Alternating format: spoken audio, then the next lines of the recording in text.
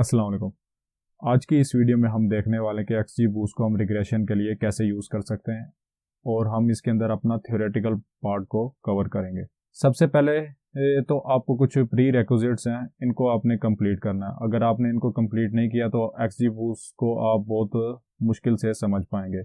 उसके अंदर जो प्री रिक्विजिट्स हैं, आपको बैगिंग का पता होना चाहिए, डिसीजन ट्रीज का पता होना चाहिए, रैंडम फॉरेस्ट का पता होना चाहिए, रेगुलराइजेशन क्या होती है, बूस्टिंग क्या होती है और ग्रेडियंट बूस्टिंग क्या होती है, जिसकी बेस के ऊपर हमारा XGBoost एल्गोरिथम वर्क करता है। XGBoost क्या है कि ये एक इम्प्लीमेंटेशन है या एक इसको कह दें कि एडवांस्ड मॉडल है ग्रेडियंट बूस्ट का। ये इसको हम रिग्रेशन के लिए भी यूज़ कर सकते हैं और क्लासिफिकेशन के लिए भी, और इसके अलावा हम इसे रैंकिंग के लिए भी यूज़ कर सकते हैं। आगे चले तो मैं आपको बैगिंग और बूस्टिंग का जो कॉन्सेप्ट है वो मैं दोबारा आपको रिपीट करवा देता हूँ। बैगिंग के अंदर क्या होता है कि जो कि हमारा रैंडम फॉरेस्ट मॉडल है वो बैगिंग को यूज़ करता है। हम अपना डेटा देते हैं, डेटा को जो है ना रैंडम फॉरेस्ट क्या करता है कि बूट स्ट्रैप करता है, उसके अंदर सबसेट बना लेता है और सबसेट बनाने के बाद वो डिफरेंट ट्रीज को देता है। रैंडम फॉरेस्ट के अंदर डिफरेंट ट्रीज होते हैं जो कि पैरेलल के अंदर काम कर रहे होते हैं। जो इसने डेटा को बूटस्ट्रैप कर लिया, सबसेट कर लिया, इसने एक मॉडल को एक ट्री को दे दिया, डिसीजन ट्री को, क्योंकि रैंडम फॉरेस्ट के अंदर एक से ज़्यादा होते हैं। फिर दूसरे को दे दिया, तीसरे को दे दिया, और उसके बाद ये क्या करते हैं कि जिसका डेमोक्रेसी होती है अ काइंड ऑफ, जो जिसके सबसे ज़्यादा वोट होते हैं, कि फॉर सपोज के मैं एक नंबर प्रेडिक्ट करना चाह रहा हूँ, तो इस मॉडल ने कहा है कि जो नंबर है वो 2 है, इसने कहा है 3 है, और इसने कह दिया है कि 2 है। तो जिसके ज़्यादा जो है ना वोट्स होंगे वही हमारा उसी की बात मानी जाएगी, तो हमारी प्रिडिक्शन होगी 2। लेकिन बूस्टिंग के अंदर क्या होता है कि हम अपना मॉडल हम डेटा देते हैं, डेटा देने के बाद वो पहले मॉडल के पास जाता है, वो मॉडल प्रिडिक्शन करता है। अगर उसने कुछ गलतियां की होती हैं तो वो क्या करता है कि वो दूसरे मॉडल को बताता है, और वो अपनी गलतियां भी बताता है कि मैंने ये गलतियां की है, आपने ये गलती नहीं करनी। तो फिर वो दूसरा मॉडल जो है वो उसके ऊपर ट्रेन करता है और फिर प्रिडिक्ट करता है। अगर उससे कोई गलती हो गई है तो वो तीसरे मॉडल को बताता है, तो तीसरा मॉडल फिर उसके ऊपर ट्रेन करता है और फिर प्रिडिक्शन करता है। यहाँ पर जो है ना सिर्फ सिंप्लीफिकेशन के लिए 3 मॉडल यूज किए गए हैं, इसके अंदर ज्यादा भी हो सकते हैं। तो बूस्टिंग जो है ना सिक्वेंशियल मॉडल होते हैं, और जो बैगिंग होते हैं वो पैरेलल होते हैं, वो पैरेलल के अंदर वर्क करते हैं। तो ये एक एग्जांपल है इसका बूस्टिंग का। तो हमारा इनपुट है डेटा, हम डेटा देते हैं, तो उसके बाद ये जाता है मॉडल के अंदर। मॉडल जो है ना वो प्रिडिक्शन देता है, तो वो गलतियां भी करता है, तो वो अपनी गलतियां भी दूसरे मॉडल को बताता है। इसी तरह ही दूसरा मॉडल प्रिडिक्शन करता है और वो तीसरे मॉडल को बताता है, और उसके अंदर जो गलतियां होती हैं जिसे हम एरर्स कहते हैं, जिसे मैं आगे चल के आपको डिफाइन करूंगा कि वो एरर कौन से हैं, जिसे हम रेजिडुअल एरर कहते हैं। तो तीसरा मॉडल जो है ना हमें आउटपुट देता है, प्रिडिक्शन देता है। इसके बाद मैं आपको इसी मिसाल को मैं कहता हूं कि मैं आपको एक देसी सी मिसाल देता हूं। क्या होता है कि एक कैंडिडेट होता है, वो इंटरव्यू के लिए जाता है, उस इंटरव्यू के लिए कंपनी में जाता है, कंपनी के अंदर इंटरव्यू देता है। लेकिन इंटरव्यू के कुछ जो है ना प्रोसेस होते हैं, स्टेजेस होते हैं, डिफरेंट इंटरव्यूअर होते हैं। तो वो पहले इंटरव्यूअर के पास जाता है, पहले वाला इंटरव्यू उससे लेता है, वो उससे जो है ना उसकी कम्युनिकेशन के बारे में इंटरव्यू लेता है। तो वो कम्युनिकेशन के बारे में इंटरव्यू लेने के बाद वो दूसरे इंटरव्यूअर के पास जाता है। तो जो पहले वाला इंटरव्यूअर है वो दूसरे वाले इंटरव्यूअर को बताता है कि इसकी कम्युनिकेशन के अंदर ये फ्लॉज हैं, ये कमियां हैं, ये अच्छाइयां हैं। तो जो दूसरा होता है वो टेक्निकल होता है, तो वो मर्ज कर रहा होता है, कम्युनिकेशन की भी देख रहा होता है और टेक्निकल भी। तो वो इंटरव्यूअर जो है ना कैंडिडेट से इंटरव्यू लेता है। तो फिर उसके बाद तीसरे के बाद जब इंटरव्यूअर के पास कैंडिडेट जाता है, तो जो दूसरे वाला है वो अपना जो उसने जो ऑब्जर्व किया होता है कैंडिडेट के अंदर चीज़ों को, वो तीसरे वाले इंटरव्यूअर को बताता है कि इसने ये गलती की थी, इसके पास इसके अंदर जो स्किल्स हैं ये इसकी ज़्यादा स्किल्स हैं, इसके अंदर ये स्ट्रॉन्ग कमांड है, इसके अंदर इसको जो है ना ये चीज़ नहीं आती। तो इस तरह जो है ना वो इंटरव्यूअर फैसला करता है कि आपको जॉब ऑफर की जाएगी कि नहीं की जाएगी। इसके बाद चलते हैं कि हम इसे एक मॉडल बना के देखते हैं। मैंने एक डमी सा डेटा सेट लिया है, इसके अंदर मैंने एक्सपीरियंस लिया है और CGPA ली है। ये हमारा इनपुट हो गया और हम प्रिडिक्ट करवाना चाहते हैं कि सैलरी क्या है। यहाँ पर हमारे पास 2 ईयर का एक्सपीरियंस है, 3 CGPA एंड 30,000 है। मैंने इसको सिंप्लीफिकेशन के लिए जो है ना सिर्फ 3 लिखा है। तो सबसे पहले XGBoost के अंदर क्या होता है कि हमारा एक बेस मॉडल होता है जो कि एक वीक डिसीजन ट्री होता है। वो क्या करता है कि डिसीजन ट्री हम नहीं कहेंगे, एक मॉडल कहेंगे। सिंपल क्या करता है कि वो एक आउटपुट जो है ना जनरेट करता है, एक प्रिडिक्शन करता है। वो प्रिडिक्शन कैसे करता है, ये सारा डेटा लेकर वो सैलरी का जो कॉलम होता है उसकी जो है ना एवरेज ले लेता है, वो इसका बन जाता है इसकी प्रिडिक्शन बेस मॉडल की। उस बेस मॉडल की बेस के ऊपर आगे जो है ना डिसीजन ट्रीज बनते हैं, जिसे हम आगे चल के देखने वाले हैं। तो हमारे पास यहाँ पे जो बेस मॉडल का आउटपुट आया है वो है 5.87। यहाँ पर मैंने प्रिडिक्शन 1 लिखा है, हालांकि ये प्रिडिक्शन नहीं होगी।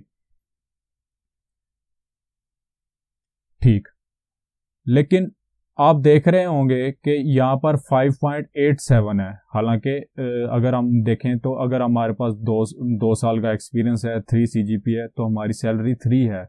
और जो बेस मॉडल ने हमें जो प्रिडिक्शन की है वो 5.87 है, वो 2.87 टाइम्स ज़्यादा है। तो देख रहे होंगे कि ये सिर्फ जो है ना एरर है इसके अंदर। एक्चुअल वैल्यूज़ हमारी ये हैं और जो मॉडल ने ये बेस मॉडल ने प्रिडिक्ट किया है वो ये है। तो इसके अंदर जो एरर आई है उस एरर को हम कहते हैं रेजिडुअल एरर, जो कि हम कैसे कैलकुलेट करते हैं। एक्चुअल हमारी क्या है, सैलरी 3 है और जो हमारे बेस मॉडल ने प्रिडिक्ट की थी वो थी 5.87। तो इस तरह हम जो है ना रेजिडुअल एरर निकाल लेंगे सबकी। सैलरी 3 की एक्सपीरियंस 2 ईयर है, CGPA 3 है, तो इसकी सैलरी जो है ना 30,000 होगी। इसी तरह हम सबकी जो है ना रेजिडुअल एरर निकाल लेंगे। रेजिडुअल एरर निकालने के बाद हम क्या करेंगे कि एक डिसीजन ट्री बनाएंगे। डिसीजन ट्री जो है ना रेजिडुअल एरर की बेस पे जो है ना वैल्यूज के ऊपर ट्रेन होगा। यहाँ पर जो हमारा है रूट नोड है, ये रूट नोड के अंदर हम जो है ना सारे रेजिडुअल एरर को ले लेते हैं। इसके अंदर हम फिर एक कंडीशन लगाते हैं कि 2 साल से कम जितने भी होंगे उनकी जो है ना सैलरी क्या होगी, उनका रेजिडुअल एरर क्या होगा, क्योंकि हमने यहाँ पे रेजिडुअल एरर को प्रिडिक्ट करना है। क्योंकि अगर हम रेजिडुअल एरर को प्रिडिक्ट करेंगे तो इसके जितना हमारा रेजिडुअल एरर कम होगा उतनी हमारी प्रिडिक्शन अच्छी होगी। तो 2 साल से कम जितने भी हैं उनका जो रेजिडुअल एरर है यहाँ पर -2.8 है। जिनकी 2 साल से एक्सपीरियंस ज़्यादा है, 2.53 एंड 4 है, तो उनका रेजिडुअल आ गया -1.35, 1.15, 3.15। ठीक, इसके बाद हम क्या करते हैं कि इसका हमने सिमिलरिटी स्कोर भी कैलकुलेट करना है। सिमिलरिटी स्कोर क्या होता है, सिमिलरिटी स्कोर या आप इसे कहते हैं सिमिलरिटी वेट। इसका वेट जो इसने क्लासीफाई प्रेडिक्शन की है हमारे डिसीजन ट्री ने, इसका वेट कितना है, इसका वजन कितना है इसकी बात के अंदर।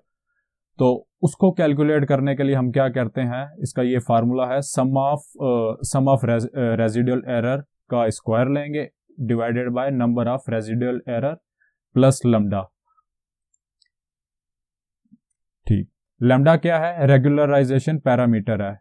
ये जो है ना ओवरफिटिंग के लिए काम करता है, ओवरफिटिंग को कम करता है। ये एक हाइपर पैरामीटर है, जैसे कि आप देख रहे हैं सिमिलरिटी स्कोर से इन्वर्सली प्रोपोर्शनल है। मतलब कि अगर हम रेगुलराइजेशन पैरामीटर को बढ़ाएंगे तो हमारा सिमिलरिटी स्कोर कम आएगा। ये मैं आगे चल के बताऊंगा कि अगर सिमिलरिटी स्कोर कम होता है या ज़्यादा होता है तो उससे हमारे मॉडल की परफॉर्मेंस पे क्या फ़र्क पड़ता है। तो हम जो है ना सिमिलरिटी स्कोर निकाल लेंगे इसका इन लीव्स का। ठीक, तो लैम्डा हम शुरुआत के अंदर हम लैम्डा रखते हैं 0, हम कहते हैं कि रेगुलराइजेशन पैरामीटर है वो हमारा है 0, तो हम उसे नहीं ले रहे फिलहाल, काइंड ऑफ आप ऐसे ही समझ लें। तो उसके अंदर जो हमारी सिमिलरिटी स्कोर मैंने कैलकुलेट की है इस लीव की, ये क्या होगा, -2.85 का आप स्क्वायर करें और डिवाइडेड बाय कर दें नंबर ऑफ जो रेजिडुअल था यहाँ पर, तो यहाँ पर है 1, तो ये आ गया 1, और इसका ये सिमिलरिटी स्कोर इस लीव का आ गया 8.12। इसी तरह हम दूसरे का भी कर लेंगे और मेन वाले का भी कर लेंगे, तो इसका आया है हमारे पास 8.7। और जो हमारे पास लीफ जो रूट नोड है एक्सपीरियंस वाला, उसका आया है 0.01। इसके बाद हम जो है ना गेन भी कैलकुलेट करते हैं इस पूरे जो है ना इस डिसीजन ट्री का। गेन क्या होता है कि आपने जो प्रिडिक्शन कर ली, प्रिडिक्शन के बाद हम इसके अंदर इंफॉर्मेशन गेन होता है वो कैलकुलेट करते हैं कि इसके अंदर ये जो प्रिडिक्शन की है इसके अंदर कितनी जो है ना इंफॉर्मेशन है, कितनी ज़्यादा गेन है।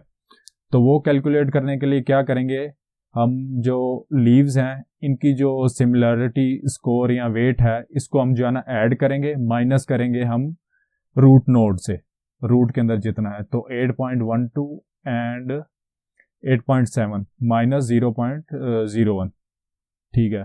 तो इसे हम कह देते हैं कि ये हमारा जो है ना गेन 1 है, तो इसे हमने कैलकुलेट कर दिया, इसका गेन निकला है 16.81।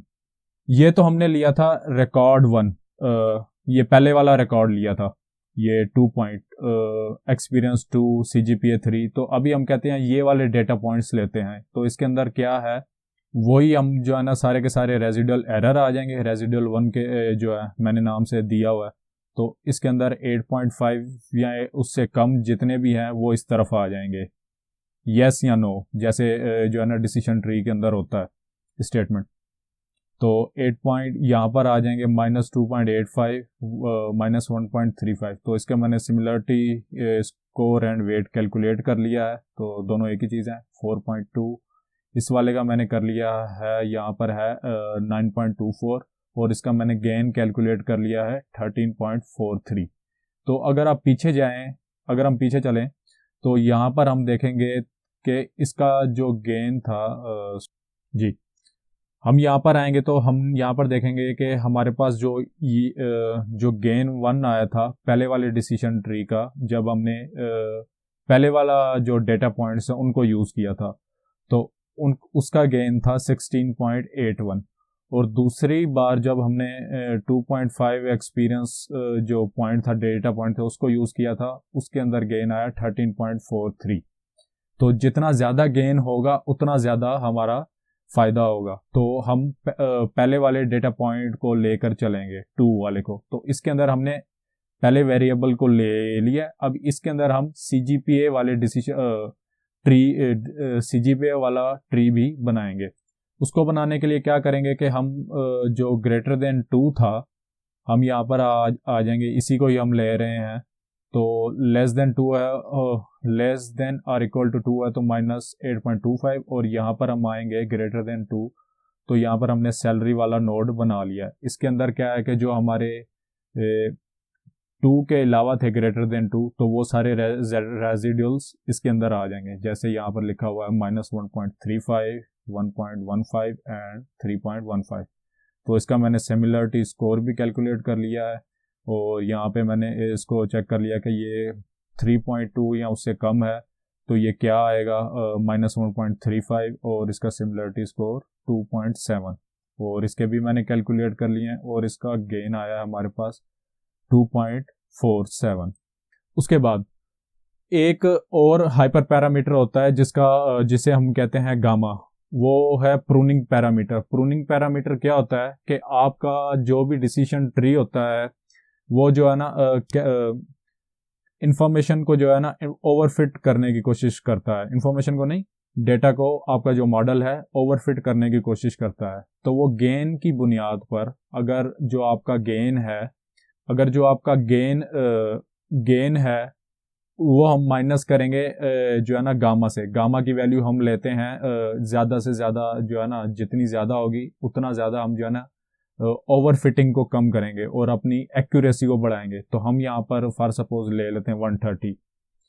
तो अगर हम गेन अगर जो हमारा गेन था इसका, हम पीछे चलें तो गेन यहाँ पर है 2.47, ये तो बिल्कुल ही कम है। तो इसके अंदर जब हम माइनस करेंगे 130 से तो ये हमारा नेगेटिव है। नेगेटिव मतलब कि फिर प्रूनिंग अकर होगी। प्रूनिंग का मतलब ये है कि ये जो डिसीजन ट्री है ये आगे नहीं बढ़ेगा, ये रिमूव हो जाएगा।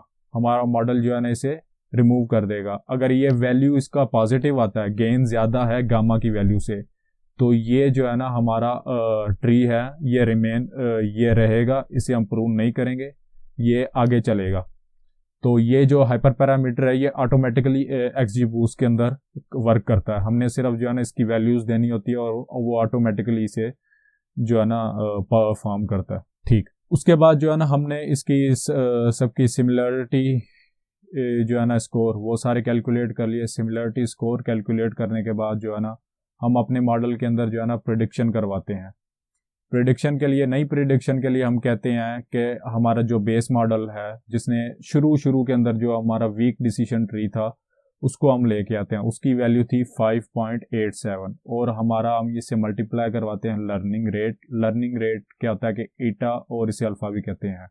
इसे भी मैं जो है ना आगे नेक्स्ट वीडियो के अंदर आपको बताऊंगा कि हाइपर पैरामीटर ट्यूनिंग के अंदर ये वैल्यू यूज होती हैं। तो जो लर्निंग रेट की वैल्यू होती है वो 0 से 1 के दरमियान होती है। तो हमने यहाँ पर इसे 0.3 रखा है। और output of decision tree, output of decision tree क्या है? फॉर सपोज कि हम यहाँ पर जो है ना एक कोई भी रिकॉर्ड ले लेते हैं।